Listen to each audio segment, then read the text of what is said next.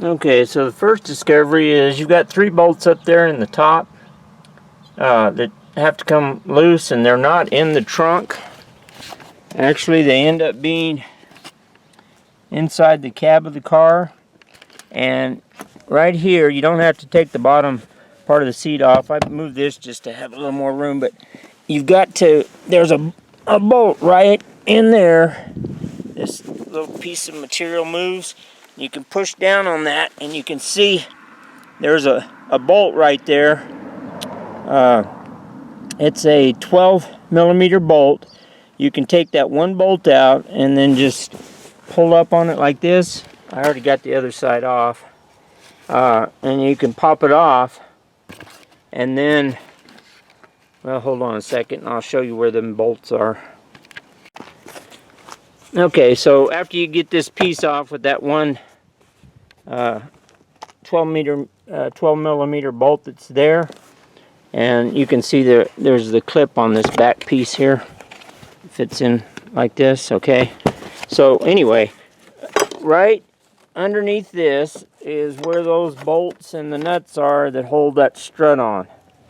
So you can see that's where it's at. And you'll have to get those loose. But at least you don't have to tear the back dash part out and all of that, or take the seat out to do that. You can just take part of the seat out. And of course, when you put it back in, be sure and clip that plastic back into this part here where my finger is, so it won't come loose. Alright. Okay, so I went ahead and took these plastic pieces out. There's a couple of screws that hold them in that go up under the back dash there. The reason why is I have a bum arm, and this is just too tight of a deal to try to get my wrench and stuff in, so I got the plastic out of the way. That way I can get to those bolts to the struts a whole lot easier. So in my case, that's just better in the long run. That way I'm not having to fight it. Just makes it more difficult for me. Not saying you have to do it this way, it's just I'm doing it because all this stuff puts a strain on my arm. Okay, so I got the old strut out. You got this line here, and of course your brake line. I wired the whole brake mechanism right here to hold it up out of the way, so I could get these bolts out here where the strut goes up. So here's the new rear strut. Pretty impressive color. There's the adjustment part. I'm not going to mess with any of that because I'm going to leave it to the factory setting, see how the car sets. But it came with the actual tools to be able to adjust the height of the strut if you want to do that. Like I said, I'm going to leave mine to the factory setting and then measure the height again, see how that comes out. I think it's going to be okay. Anyway, I'm looking forward to putting these new struts in. I've never used these kind before. Here's the company that I bought them from. So now I've got the new strut in place and I'm starting to put everything back. The only problem I ran into is this particular piece right here. The screw hole for it, for the bolt hole right there. I don't know if you can see. Anyway, it's not drilled out. So what I'm going to do is probably just take a little bit of wire and run through there and wire it down into place. I don't think I got any little screws or little bolts that size, but you can see it's not going to fit in there. The other one is okay. Where the brake line is going to go, that one's fine. It's going to work right there, but well, I say it is. I think it is. I'm trying to do it with my left hand, so anyway, it seems like it. Yeah, there we go. It's going to be okay. So that was the only problem I ran into in the strut so far.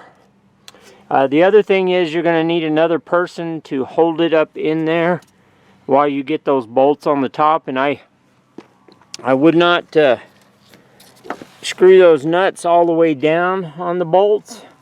Well, I've already screwed them on down, but just do them to the top of each bolt, the nut. That allows a movement for the strut when you're trying to get those bigger bolts in right here. That'll make it a little easier on you.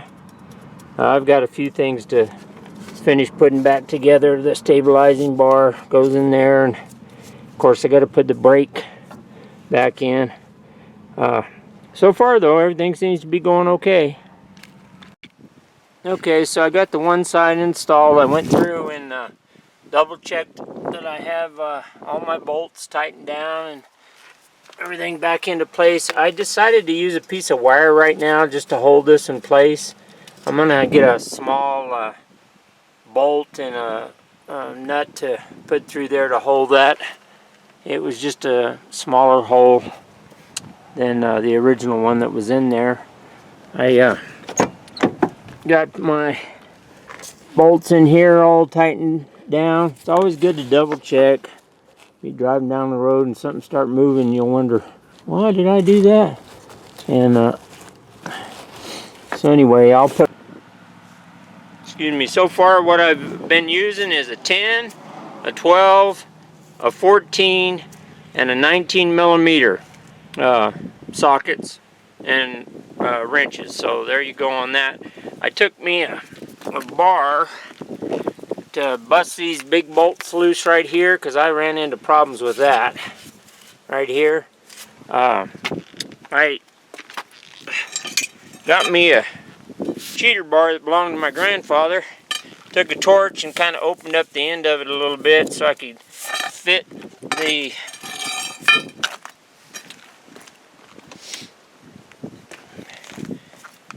bar, the socket bar, all the way in there like that. And then of course this is the wrong socket right now for that, but it's a 19 to give me the strength that I needed to bust them bolts loose, them nuts loose right there. Those are 19 millimeter down right there. If I got my arm in the way. So there you go on that. What do you think, Tin Man? Stupid human working on a car in the snow, huh? It's snowing. Yes, sir. Well, I got the second one in. I'm not done. I've still got to tighten up things, but I got to get after it because it's snowing now. Someone to give you a hand. I left this loose. Point that out. Leave that loose so that when you're tightening this stuff back up, it doesn't get in your way. Save this for one of the last things to put back in. It just makes it easier. You don't have to fight around the brake line that way when you're trying to bolt or tighten these bolts back up on the brakes here on the back side.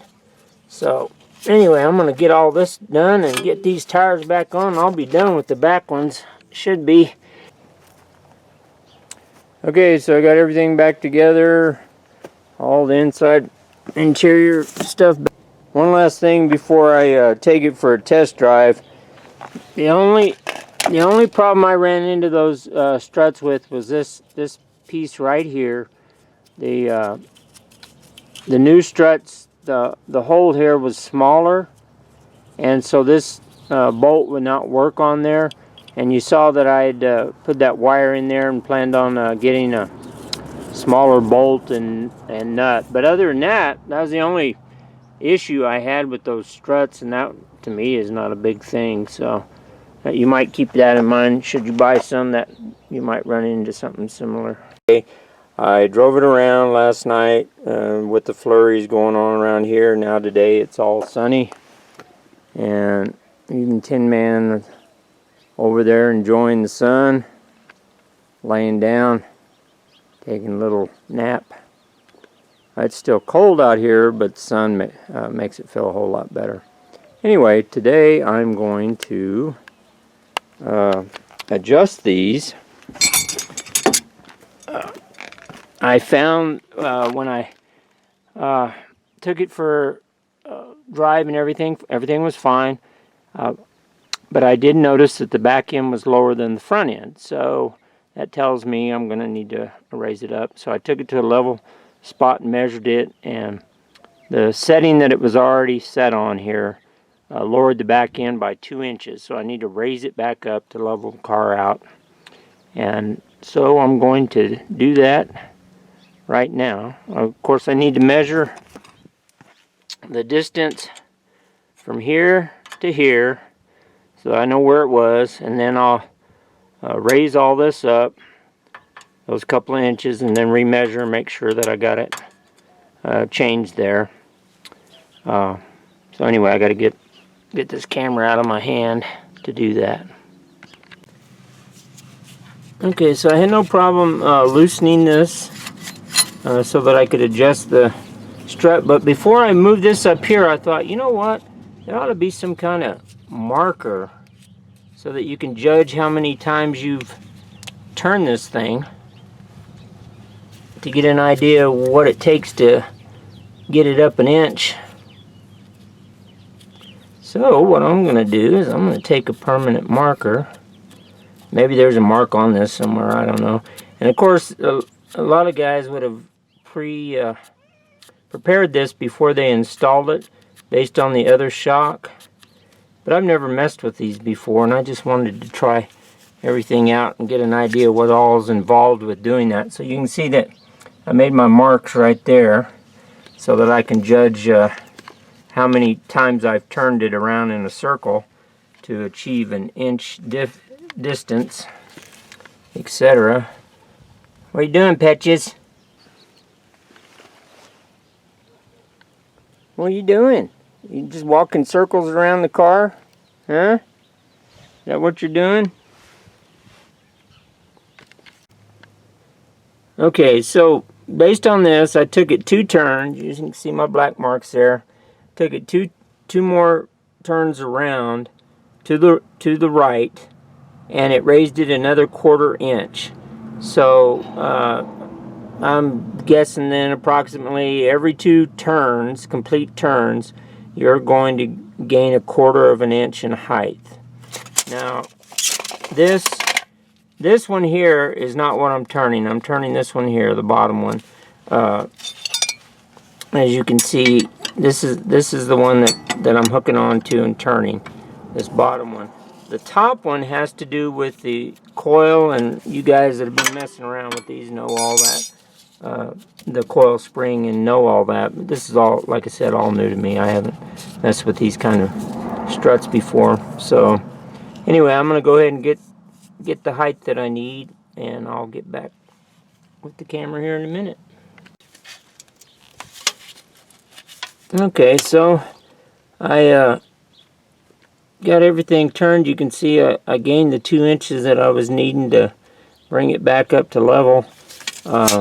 This part is the adjustment for all of this. That, again, is the upper shock. I line this back up. That gives me an idea where, like I said, I wanted to do that for myself to get a feel for all that. Now I'll tighten this back down so things don't move on me. And yeah, I like this setup. This is kind of nice. Never messed with this kind of thing before. It's like I said, the only